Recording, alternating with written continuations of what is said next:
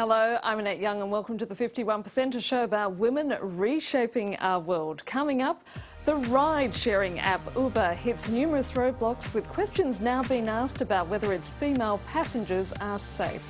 And the rise of mobile universities. We talk to a woman who's bringing the classroom to your laptop. Plus, we head to Indonesia to meet two fashion designers with strong feminist views. Now, it's been hailed as the app that revolutionised the taxi industry the world over. But Uber, the ride-sharing service, is coming under fire as regulators across the globe raise questions over passenger safety. Julia Seeger reports on how the problems are mounting for the Silicon Valley startup. Shock and outrage after another high-profile rape case in India. Women protesters took to the streets after a driver from the private company Uber was arrested for raping a young woman. And despite the company's apologies, this is actually a horrific event that's happened. We are very sorry for this. Local women's associations say the online cab-hailing system is not doing enough to protect its female passengers. Uber representatives explained to us that they had been following all requirements that they are supposed to. The driver had a driving licence and a character certificate. But we asked them about the GPS system which they were supposed to have in the cab, but they did not have it. Since authorities have asked for the service to be shut in all Indian provinces. Other countries around the world have followed their lead, accusing Uber of not doing background checks on their drivers. The rape of a young Indian girl has shed light on other incidents involving a lack of safety for female users in Uber cabs elsewhere. In Chicago, one of their drivers was recently removed after he allegedly sexually harassed a woman customer. The incident comes amid troubling reports by BuzzFeed. During a business dinner in Manhattan, Uber's senior vice president suggested hiring a team of investigators to look into the background of their critics, and more specifically, to spread details of the personal life of Sarah Lacy. The founder of Pondo Daily has long criticized Uber, saying sexism was deeply rooted in the company culture. A claim denied by the CEO himself. On Twitter, Travis Kalanick said the company was founded on very positive principles and pledged to continue to work on earning back people's trust. Julia Seeger with that report. Now, one very positive side to the digital revolution is the rise of online learning. University courses on the internet are experiencing a boom, especially in developing countries where access to tertiary education is problematic. One woman who's pioneering the trend is Stanford University professor Daphne Koller. The co-founder of Coursera, an online platform, she's working hard to entice the world's top universities to put their courses online for free. And she's here in Paris to sign on two leading French graduate schools, Sciences Po and l'École de Commerce, and joins us here in the studio today. Daphne, thanks for being with us. Thank you, Annette. Now, while online education is becoming popular in some countries, particularly such as the United Kingdom, there's still a stigma attached. How do you convince prestigious universities to actually sign up? Initially, it was challenging, but over the last 2 years, since we've grown so large, it's actually become quite easy, and many universities see the benefit of taking their amazing education and providing it to people outside the university walls. It allows them to showcase their strengths while also helping them achieve their social mission.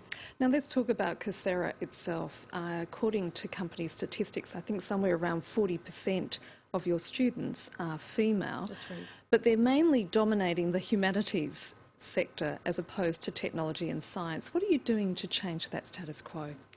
You know, that is an unfortunate reality. It's not unique to Coursera, unfortunately. That's true across the board. When you look at, for example, the difference between per topic or per country, the number of women that we have versus the number of women graduating from STEM disciplines and university majors, the difference is actually not so large. So I think the question comes back to what is society doing to increase the representation of women in STEM disciplines. Do you think women are in danger of being left behind in the digital revolution? I don't think they're in danger of being left behind in the digital revolution in general, but I think it's an important societal imperative to incorporate more women into science and engineering disciplines and make sure that they're represented and can contribute their incredible abilities to these disciplines as well. How do women specifically benefit from accessing online courses? In many parts of the world, there is limitations to access to education, but it, in many cases, is disproportionately affects women because they are shut out of even whatever education is available to men. What we hope is that by making the education free and something that you can access in your own home, that we're opening the doors to women who, for societal reasons or for family reasons, find themselves unable to attend traditional forms of educational opportunities. So can you give us some actual examples, Daphne? Absolutely. There's many, but I'll give you one. There's this wonderful woman called Sharmeen Jahabuddin from Bangladesh. She's an activist who wanted to do something about the fact that girls are traditionally sold into servitude to a husband or an employer in Bangladesh. So she convinced a friend to run away with her, and they opened a bakery to support themselves, but neither of them knew how to run a business, so the bakery was floundering and they were about to go out of business. She discovered her online courses, started taking courses in economics and in business from Wharton and Michigan and a variety of other places, and learned how to run a business. So now her bakery is making not $900 a month, but $5,000 a month, and she's able to support not only her and her friend, but 5 other women. So she saved 7 women from a life of servitude.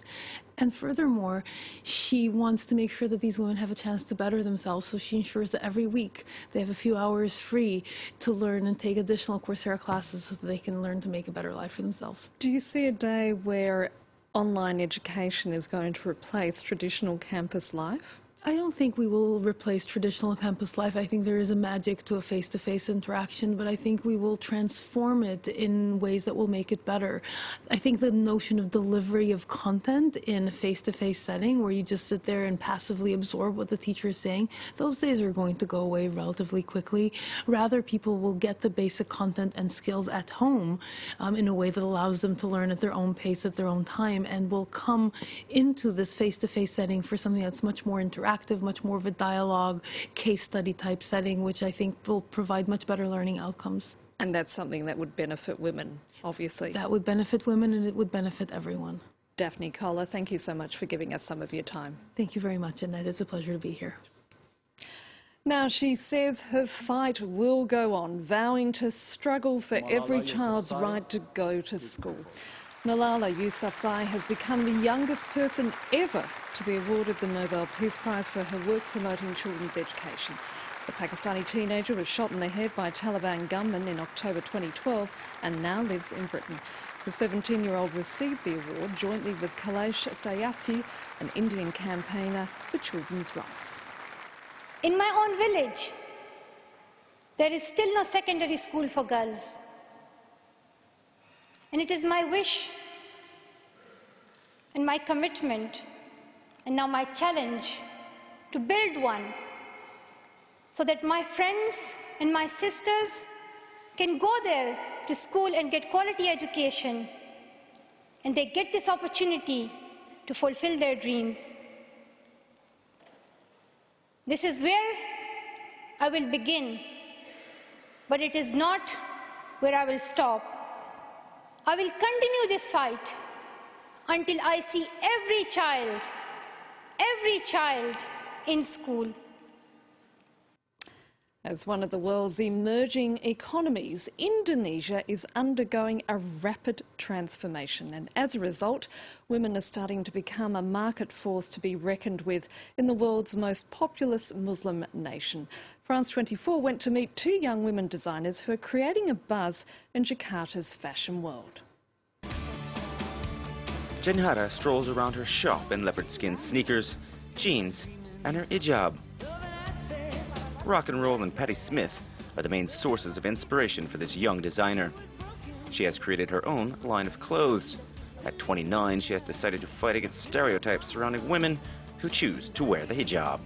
Most people out there, they always think that people who wear hijab, they cannot do anything.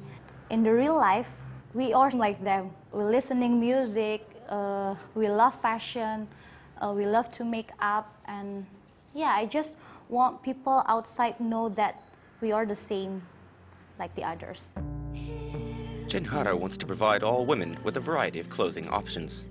Everything she makes can be worn in many different ways, but her main aim is to emancipate Muslim women.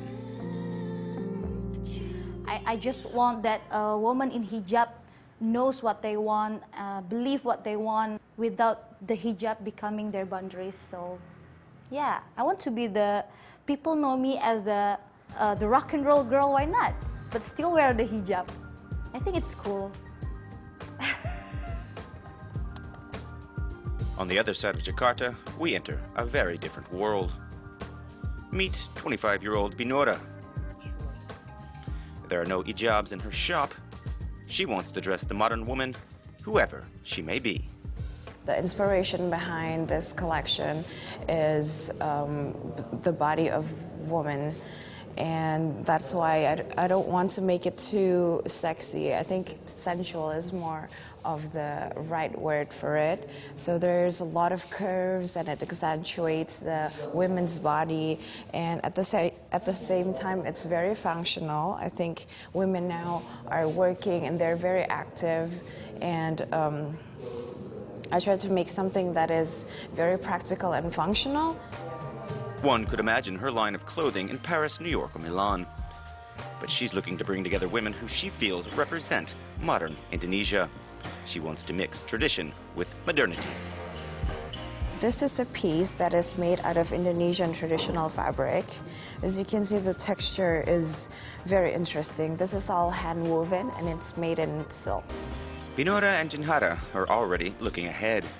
They both want to export their clothing lines, one to the west, the other to the east. But for now, they're happy to remain in Indonesia, where they provide women with the clothes they want. And that's it for now. In our next show, with the holiday season just around the corner, we're going to be taking a look at the backlash against gender-based toys. So do tell us if you believe toys are sexist. You can comment on our Facebook page, that's France24, the 51%, or do send us a tweet at _51%. And thanks for your feedback so far. Please keep those comments rolling in. Until our next program, bye for now.